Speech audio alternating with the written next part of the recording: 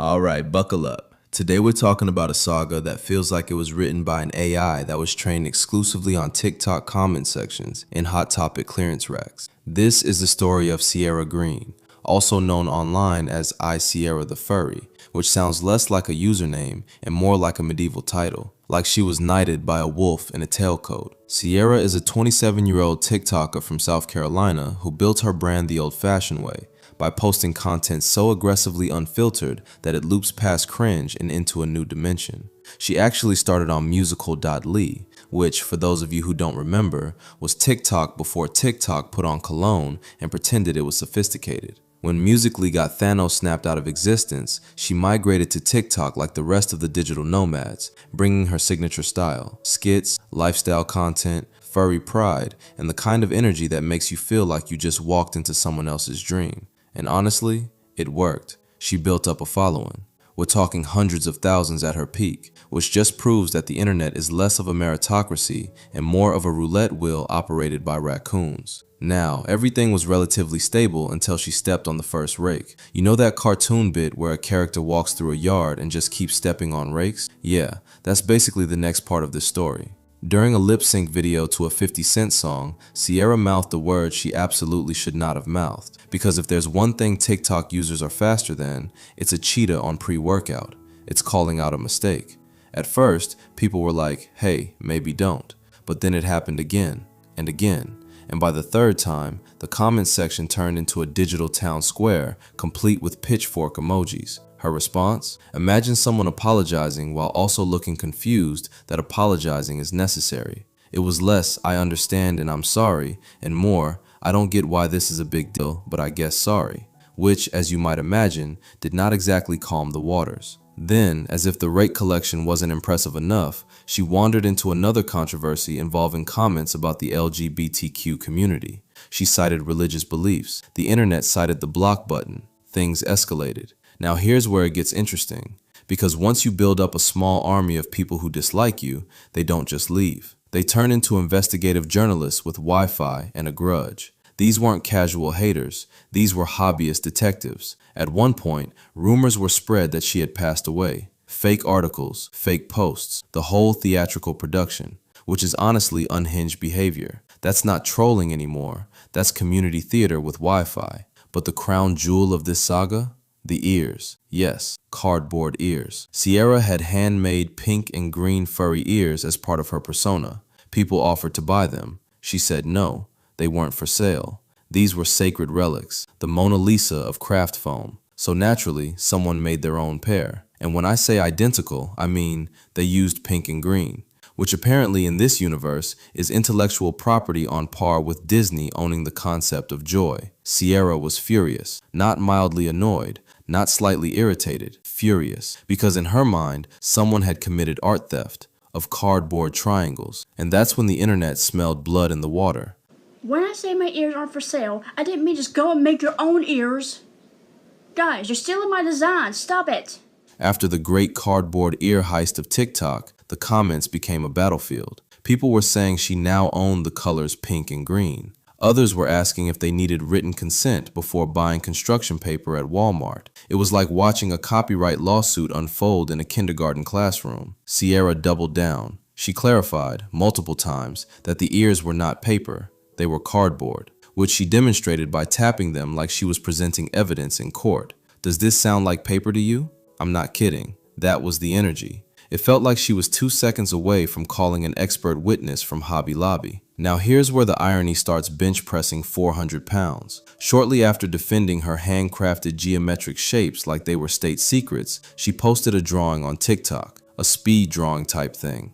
No credit given, so people assumed she made it. Plot twist, she did not. When called out, she said she thought everyone already knew it wasn't hers, which is the online equivalent of saying, well, I assumed you knew I wasn't the one flying the plane. And that was gasoline on the fire. Because suddenly, it wasn't just about cardboard ears anymore. Now it was about hypocrisy. You can't claim ownership over colors like your Pantone CEO and then casually repost someone's artwork without credit. That's like yelling at someone for stepping on your lawn while you're actively stealing their mailbox. So naturally, the hate squad leveled up. And this is where we meet Greg. Greg was a fellow TikToker who made puppet content. Wholesome puppet skits, the kind of content that feels like it was made in a living room with pure intentions and minimal lighting. He had a puppet named Stan. It was very Sesame Street core. Now somehow, through the magic of TikTok comments and sheer persistence, Sierra and Greg began interacting. And by interacting, I mean Sierra commenting a lot. Like the type of commenting that makes your notifications look like they're being attacked by bees. Eventually, they became TikTok boyfriend and girlfriend, which in internet terms means they acknowledged each other in public and declared emotional exclusivity in a comment thread. But here's the thing. According to a lot of accounts, Greg didn't exactly seem enthusiastic. It wasn't giving Romeo and Juliet. It was giving, I accidentally liked a post and now we're married. There were attempts to break up. At one point, Greg commented that maybe they should just be friends, a normal, healthy boundary. But instead of that being the end, it turned into a negotiation. The post allegedly got taken down and replaced with something more affectionate, which is a wild sentence to say about a relationship that exists primarily in comment sections. And then it got weirder. Sierra started buying her own puppets, which in isolation is fine. Puppets are cool. But then she began expressing romantic interest in Greg's puppet character.